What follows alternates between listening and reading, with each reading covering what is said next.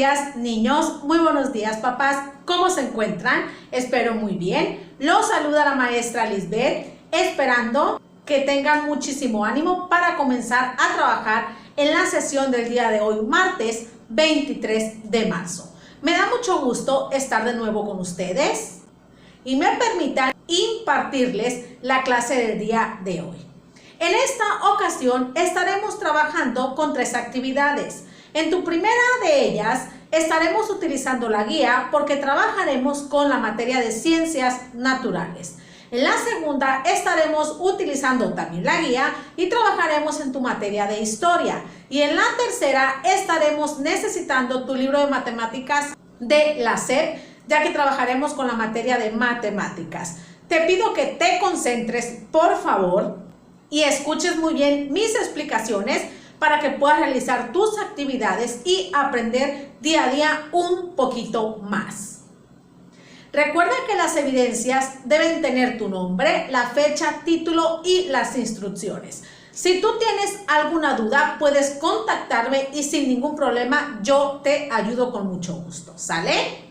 Bueno, antes de iniciar las clases, quisiera avisarles que si escuchan algún ruido, me disculpen porque están trabajando enseguida de mi casa. Así que podrían escuchar algún ruidito, pero por favor, traten de concentrarse con mis explicaciones, ¿sale? Les deseo mucha suerte. Vamos a comenzar con las clases del día de hoy.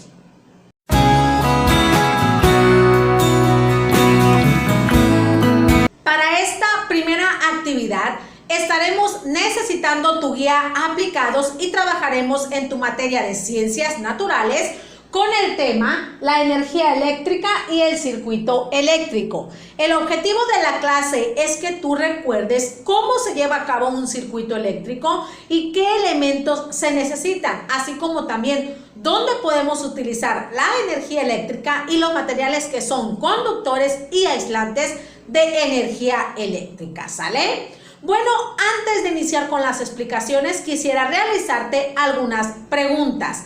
¿Qué es un circuito eléctrico? ¿Dónde lo podemos observar? ¿Dónde podemos observar la energía eléctrica? ¿Por qué es tan importante para nuestra vida diaria? Bien, hay que estar concentrados, por favor. La energía eléctrica es un tipo de energía que se encuentra en el universo y en la materia. Esta es producida por átomos, ya que se obtiene de energías positivas y de energías negativas. Por eso, esta energía eléctrica la podemos observar a nuestro alrededor e incluso en fenómenos naturales como los rayos cuando existe alguna lluvia, etc. Gracias a esta energía eléctrica, nosotros podemos desarrollar distintos procesos mentales como la memoria, la percepción, etc. Esto debido a que los intercambios eléctricos se llevan a cabo en las neuronas y estas mandan señales a nuestro cerebro.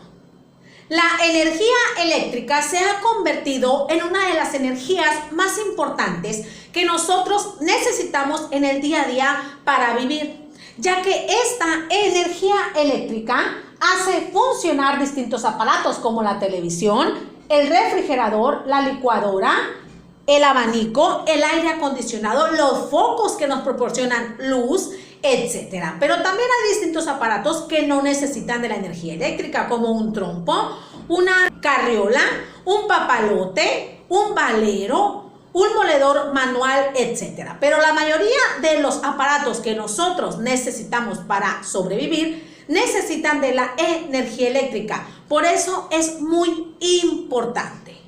Estos aparatos que les mencioné anteriormente necesitan de que el circuito eléctrico funcione de manera adecuada. Pero ustedes se preguntarán, ¿qué es un circuito eléctrico? Yo se los voy a explicar. Un circuito eléctrico es un conjunto de elementos conectados donde circula la energía eléctrica. Son distintos componentes unidos y esos componentes van a permitir que la energía eléctrica circule. Pero para que funcione de manera adecuada, este circuito eléctrico debe tener 4 elementos muy importantes. El primero es la fuente de energía, el segundo es el conductor de energía, el tercero es el receptor y el último es el interruptor. Pero, ¿en qué consiste cada uno de estos elementos? Bueno, la fuente de energía es la que a nosotros nos va a proporcionar la energía eléctrica. Aquí pueden ser pilas o también pueden ser plantas de electricidad. A lo mejor ustedes han observado alguna planta de electricidad, pues esa planta de electricidad es la que se encarga de proporcionar la energía eléctrica a las ciudades, a los pueblos, etcétera. Como les decía, también aquí se incluyen las pilas, porque las pilas nos proporcionan la energía eléctrica. Eso es la fuente de energía, es de donde nosotros vamos a obtener la energía. El segundo elemento es el conductor de energía. Este es el que nos va a permitir mover la energía, que la energía circule de un lugar a otro. Y aquí entran los cables. Los cables son los que van a conducir la energía de un lugar a otro y este va a hacer que la energía eléctrica llegue a nuestros hogares. Por eso también es muy importante un conductor de energía. Después tenemos al receptor. ¿Qué significa receptor? El receptor es el que va a recibir la energía eléctrica. Por ejemplo, en nuestros hogares los receptores son los aparatos electrónicos. Por ejemplo, el foco, el refrigerador, el aire acondicionado, el abanico, etc. Esos son receptores porque están recibiendo la energía eléctrica para que puedan funcionar. Y finalmente tenemos al interruptor.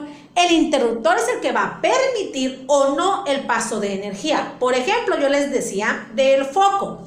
Ustedes tienen ahí en su casa un interruptor. Si ustedes lo presionan, el foco prende. Eso quiere decir que ese está dejando que la energía eléctrica pase. Y si ustedes lo vuelven a presionar, se apaga el foco. Eso significa que ese interruptor no está permitiendo que pase la energía eléctrica. A continuación les daré un ejemplo mediante el dibujo en qué consiste el circuito eléctrico para que los aparatos funcionen. Primeramente, tenemos nosotros a la fuente de energía. En este circuito eléctrico, la fuente de energía es la pila, porque esta es la que nos va a proporcionar nuestra energía eléctrica. Segundo, esa energía eléctrica va a viajar por el conductor de energía. El conductor de energía son los cables, porque es el que nos va a permitir que esa energía eléctrica llegue al receptor. Y el receptor aquí va a ser el foco, porque este es el que va a recibir la energía para funcionar. Y este que vemos aquí es el interruptor, porque este es el que va a permitir que la energía circule o que la energía no circule. Si nosotros lo presionamos, la energía eléctrica va a circular y va a llegar al foco. Si nosotros lo volvemos a presionar, esa energía eléctrica no va a pasar al foco, entonces ese circuito eléctrico no se va a llevar a cabo. Así es como funciona la energía eléctrica en los aparatos electrónicos, mediante este circuito. Para que se lleve a cabo, todos los elementos deben funcionar. Si uno de estos elementos falla, el circuito eléctrico no va a poderse llevar a cabo. Si ustedes cortan este cable, el circuito eléctrico se interrumpe, por lo tanto, el aparato electrónico no funcionará. ¿Hasta ahí vamos bien, niños? Bueno, en nuestra vida nosotros tenemos diferentes tipos de materiales. Estos materiales, algunos tienen diferentes grados de conductividad de energía, unos más que otros. Estos materiales nosotros los vamos a dividir en conductores y aislantes. ¿Qué significa conductores y aislantes? Los conductores son los que nos van a conducir la energía. Estos van a permitir que la energía pase. Aquí tenemos todos los metales. Los metales van a ser conductores de energía. Por ejemplo, el oro, la plata, el cobre, el bronce, etc. Todos los metales van a ser conductores. A diferencia de esto, los aislantes no permiten la conducción de la energía. Evitan que la energía pase. Por eso se le llaman aislantes. La aíslan, la evitan. Y aquí tenemos el plástico, la madera, el cartón, el papel, etc. Estos aislantes van a provocar que la energía eléctrica no pase. Por ejemplo, nosotros cuando vamos a enchufar nuestro abanico, nos fijamos que de donde se enchufa es de plástico. Eso permite que la energía eléctrica no pase a tu cuerpo. Pero también tenemos un conductor que son estos. Y estos son de metal y van a permitir que la energía pase al aparato electrónico y funcione. ¿Sale? Por eso son tan importantes los conductores y aislantes. Unos van a permitir que la energía pase y otros que no pase. Todo el cableado que se encuentra en tu casa y en la escuela está hecho de cobre y el cobre entra en los conductores. Esto nos va a servir para que la energía eléctrica llegue a tus hogares. Pero a veces pueden pasar accidentes con la energía eléctrica. ¿Cómo podemos evitar estos accidentes? Los accidentes nosotros los podemos evitar de la siguiente manera. Si tú vas a enchufar algún aparato electrónico, no lo enchufes descalzo. Si tú observas que algún aparato electrónico tiene un cable de fuera, no tocar ese cable. También cuando van a arreglar algún aparato electrónico, usar guantes, porque los guantes están hechos de plástico, por lo tanto van a evitar que esa energía eléctrica pase a tu cuerpo.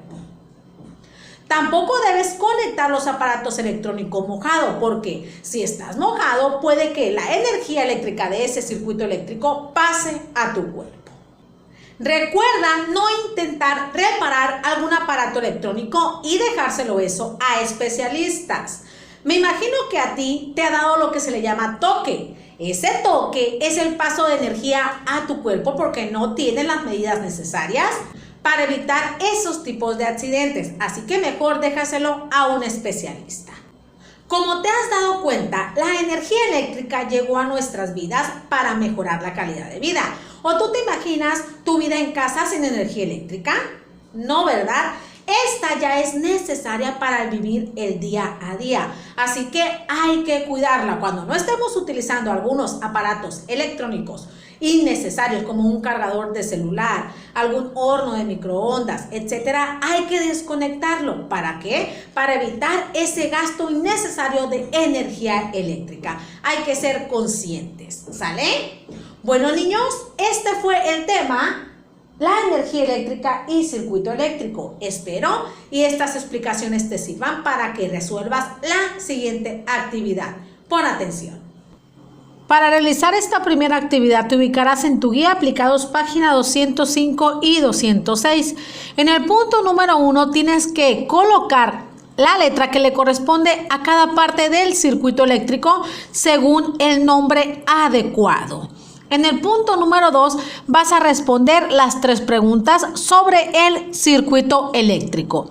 Después te ubicarás en la página 206. En el punto número 1 tienes que escribir C si el material es conductor de energía y una A si es aislante de energía eléctrica. En el punto número 2 vas a leer el texto y vas a redactar una medida para prevenir accidentes con la corriente eléctrica.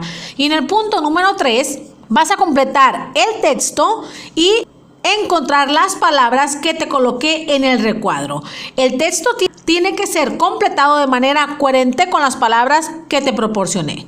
Tómate el tiempo que tú requieras para realizar esta actividad. Una vez que la termines, nos pasaremos a la actividad número 2.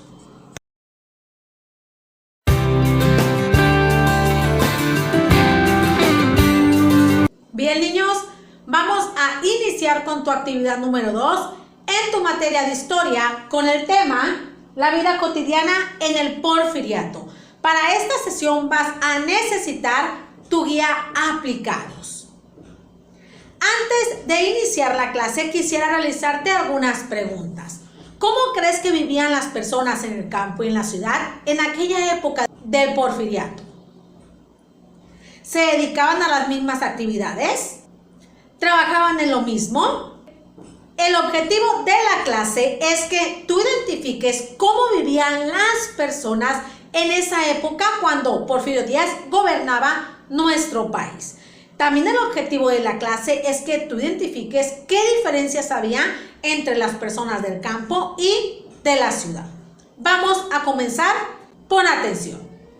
En la época del Porfiriato, en México, se reflejaban dos contrastes sociales ¿Qué son contrastes sociales? La diferencia muy marcada como vivían las personas del campo y de la ciudad.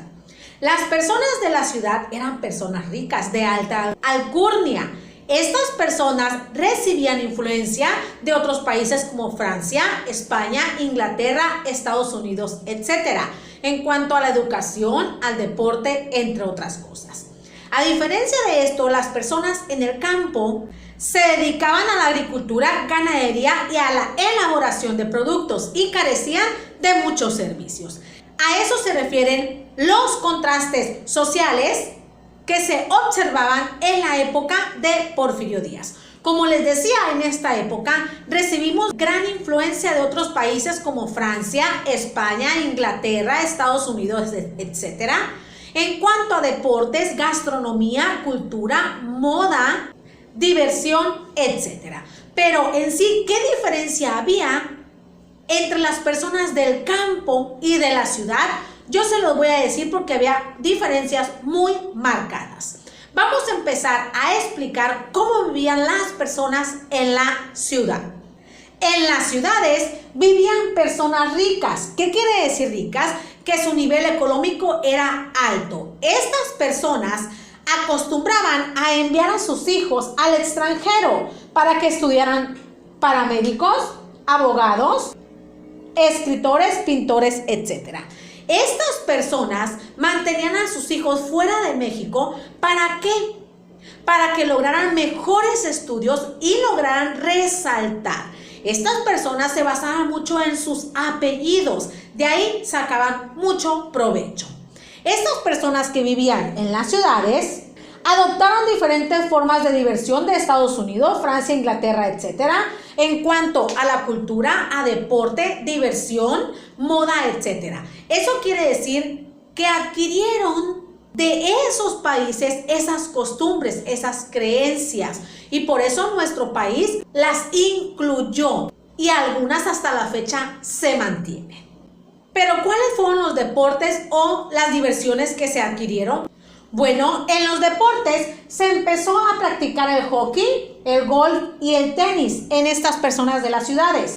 Estas también se divertían en teatros, bailes, conciertos de ópera y ballet. Y en la gastronomía se empezaron a incluir platillos franceses. Por eso se le dice que tuvimos gran influencia de otros países, porque tanto deportes como diversiones culturales empezaron a incluir aquí en nuestro país.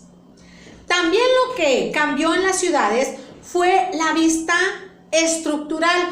Eso quiere decir que se empezaron a elaborar diferentes edificios, por ejemplo, como el Palacio de Bellas Artes, teatros, etc. Y por eso también influyeron otros países, ya que estas ideas se trajeron del extranjero.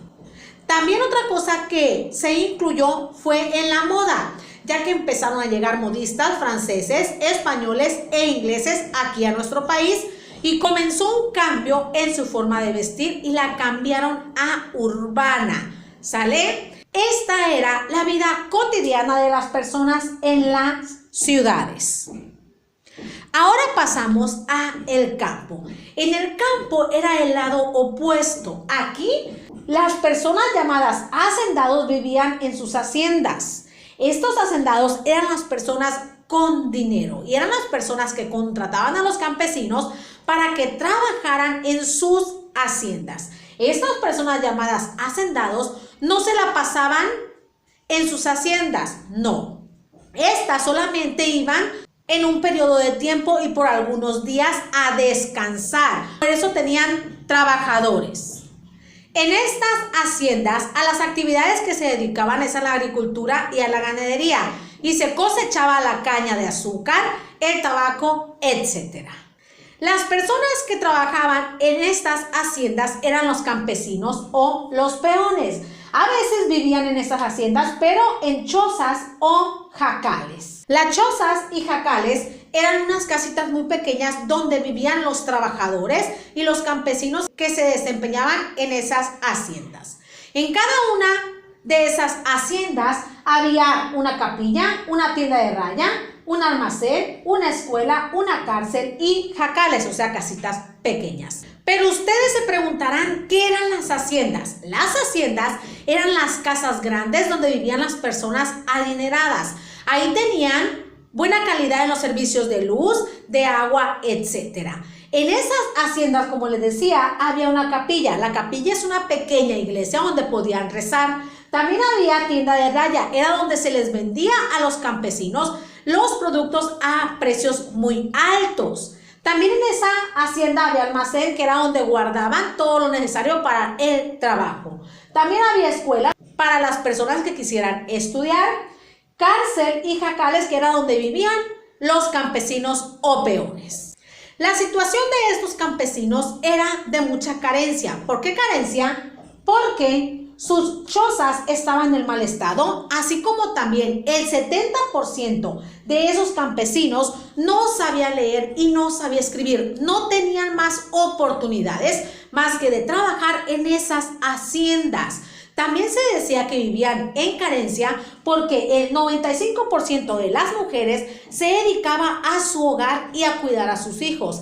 Algunas otras eran criadas de las personas con dinero o se dedicaban a coser y a lavar ropa a mano. Esa era la vida cotidiana de las personas en el campo. Como ustedes se darán cuenta, en el gobierno de Porfirio Díaz era mucha la diferencia en cuanto a la vida cotidiana de las personas en la ciudad y en el campo. En algunas había mucha carencia y en otras no. En otros había muchos beneficios. Por un lado, vivían las personas adineradas en las ciudades y con múltiples comodidades. Y por otro lado, las personas en el campo vivían en carencias y limitadas a lo que ellos podían ganar en esas haciendas. Estos fueron los contrastes sociales que reflejaba la vida cotidiana en el porfiriato. ¿Sale? Bien, niños, espero estas explicaciones te hayan servido para que realices la siguiente actividad. Pon atención. Para realizar esta actividad te ubicarás en tu guía aplicados página 274. Aquí, primeramente, vas a leer el texto que se encuentra a tu izquierda y responder la pregunta A y la pregunta B. Posteriormente, vas a leer el texto que se encuentra a tu derecha y vas a responder las preguntas C y las preguntas D, todo referente a la vida cotidiana en el porfiriato. Pon mucha atención a las preguntas que se te realizan, por favor. Tómate el tiempo que tú requieras para realizar esta actividad. Una vez que la termines, nos pasaremos a la actividad número 3.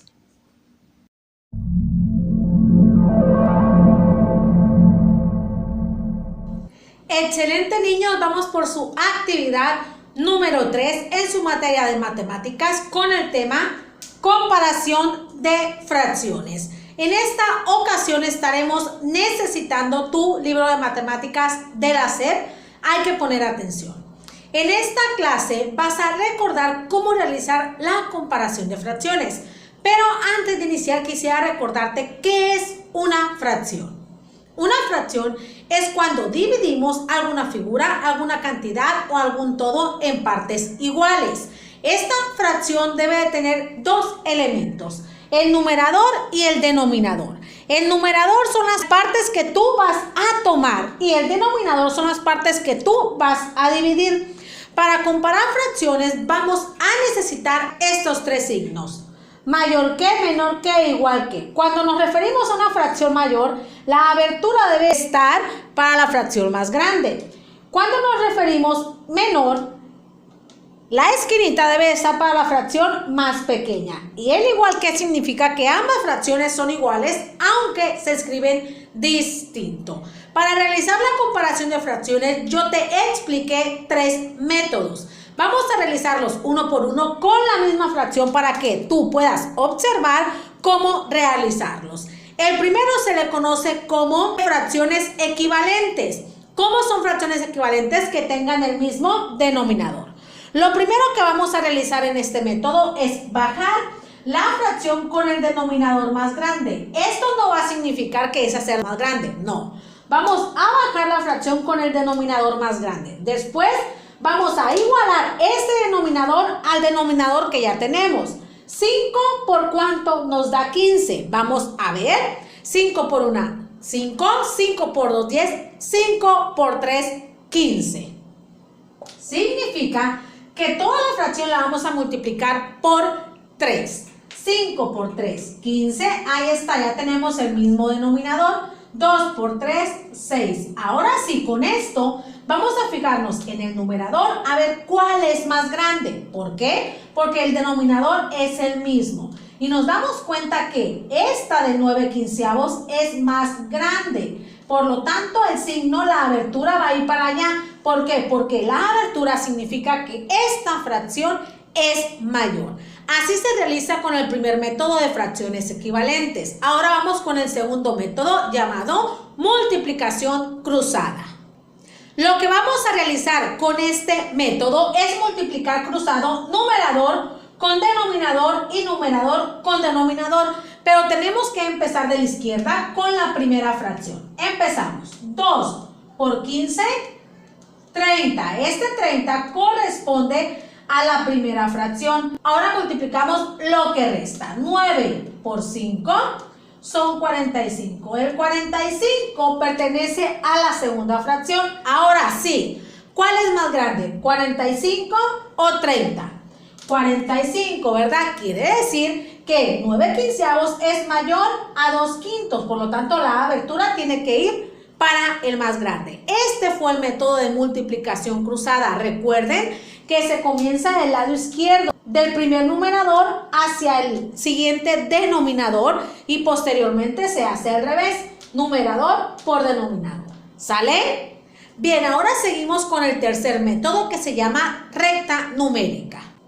En este método vamos a dibujar una recta numérica que empiece del 0 y termine en el entero.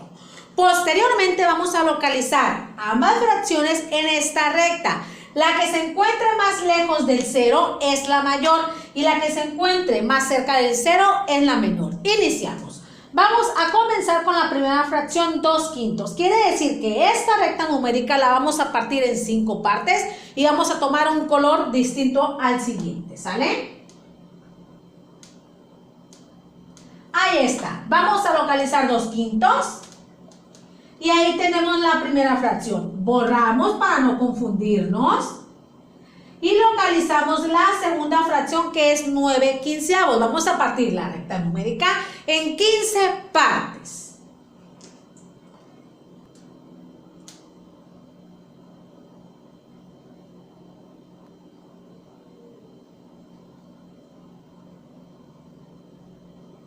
Ahí está. Ahora vamos a localizar 9/15. 1, 2, 3, 4, 5, 6, 7, 8, 9.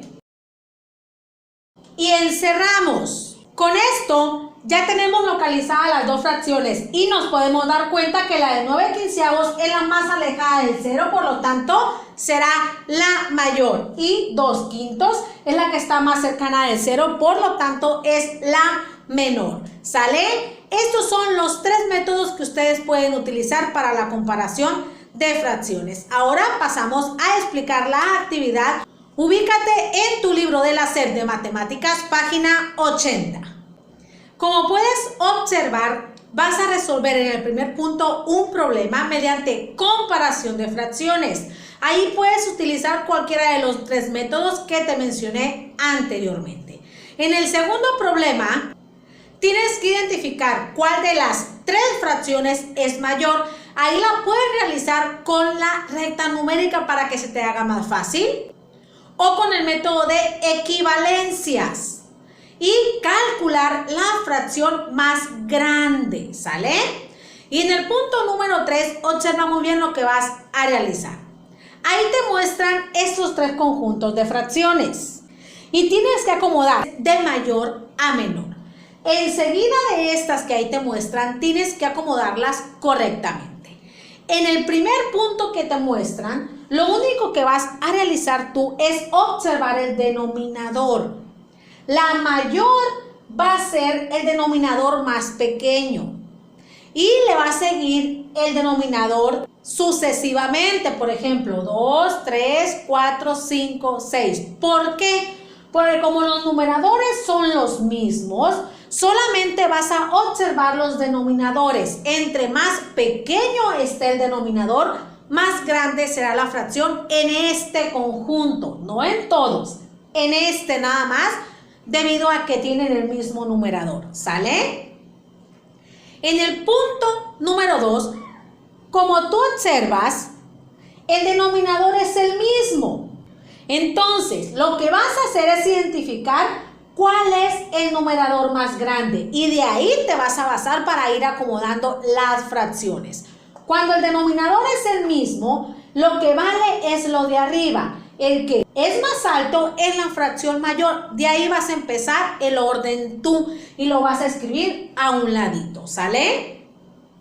Y en el punto número 3, observas 5 fracciones. También las vas a acomodar de mayor a menor. Tómate el tiempo que tú requieras en esta última actividad. Muy bien, niños, han llegado al final de su clase. Muchas gracias por haber terminado de observar el video y por estar atento a mis explicaciones. Te mando un fuerte abrazo y un beso de parte de tu maestra que te quiere y te extraña y espero verte muy pronto. Échenle muchísimas ganas. Recuerden que las evidencias deben ser claras y las estaré esperando en el transcurso del día. Cuídate mucho. Nos vemos mañana. Bye.